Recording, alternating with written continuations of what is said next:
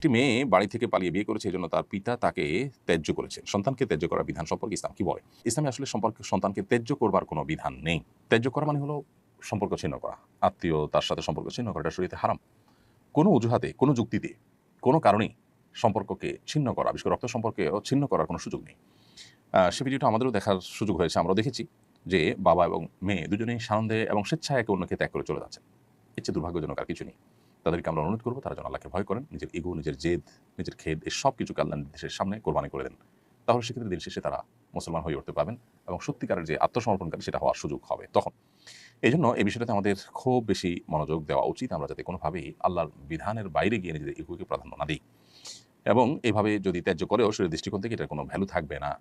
এখন প্রশ্ন হলো একটা মেয়ে খারাপ পথে চলে গেছে, একটা ছেলে খারাপ পথে চলে গেছে, তাকে শাসন করা যাবে না? হ্যাঁ, শাসন করবেন। শাসন করতে গিয়ে সম্পর্ক ছিন্ন করবেন না। শাসন করার জন্য শরিয়ার সীমানা থেকে অনেক শাসন আপনি করতে পারেন। জীবদ্দশায় যদি কোনো টাকা-পয়সা দেন, সম্পদের বন্টন করেন, যে খারাপ কাজ করেছে বা খারাপ পথে গেছে, তাকে শাসনস্বরূপ তাকে আপনি কম দিলেন, এই সুযোগ আছে। একজন ভালো কাজ করেছে, তাকে একটু বাড়িয়ে দিলেন, সে সুযোগ আছে।